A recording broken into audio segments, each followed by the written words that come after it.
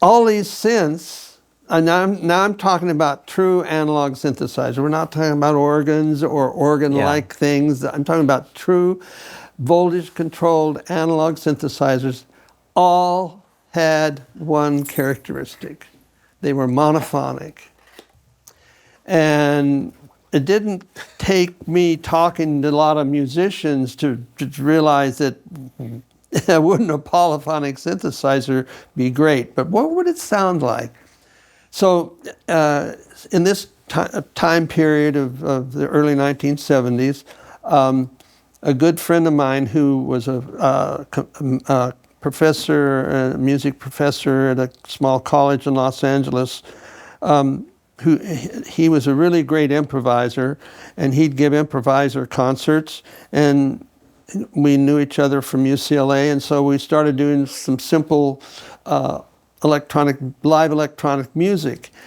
And I got this idea, there's one other thing. The first time I opened up the bin box for the 2600 that had the circuitry that developed the control voltage, I noticed there's some circuitry on there that wasn't stuffed, and it wasn't assembled.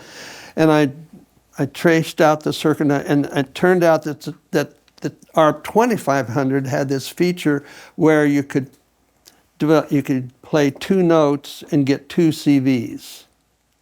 And so I had started making a little kit that I sold to people that they could get 2 CVs out of their 2600s. So I got this idea. Oh, is this it? That's it. Oh my God! Look Rob at that. found one. Oh my God! Well, that's a long time ago. And that's the version that has your name on the back. It certainly does. How does Rob have one? So I got this idea at one of the concerts that my friend was doing. I took 2 2600s, and they both had my 2-voice kit, and I could stack the two keyboard 2600 keyboards like this, and my friend was really smart at this. So he, even though you could play 2 notes on this and 2 notes on this one, he was good enough to really make music out of that. And when I heard that, as crude as it was, it's like, oh, I got to do that. And this is early 70s. This is the early 70s. Right. And before the SEM, but I had no idea of how to do that. Right. I mean, how could you make get 4 notes or 6 notes out of a keyboard? I couldn't. So anyway. What did you feel though when you heard that enough to dedicate a portion of your life to try to make it happen? No, all I did was I liked the sound. As simple as that. I had no idea how to do that at that point because I didn't have the SEM yet. So I went on in the 73, 74 making pedals, because not only did I have the phase shifter, the ring modulator, I had 2 or 3 other pedals, and that was my business. And the sequencer. And I sold some sequencers, but that wasn't a big business, part of the business. So on January 25th of 1975, the Chicago company called up and said, we're canceling all our orders. Times are tough. We're canceling all the orders. Sorry. And at that point, I had, 3, 4 people working for me. I had to keep them employed.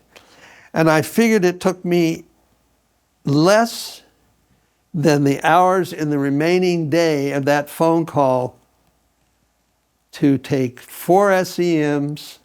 I knew that EMU had a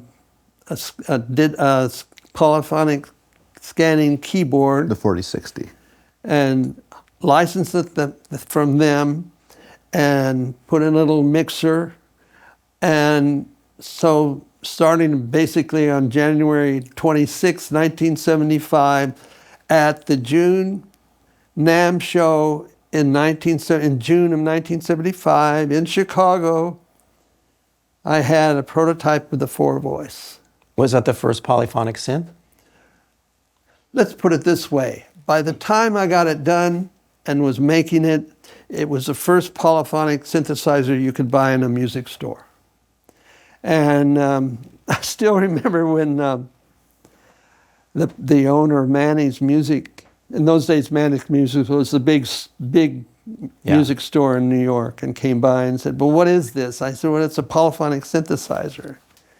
He says, "Well, what does it cost?" And I said, "It's $4,000. He said, $4,000? There's nothing in my store that's $4,000. And but the word got around. Eventually, I started selling them, and by into 1976, people are starting to use it. Oh, yeah. And I was in the synth business.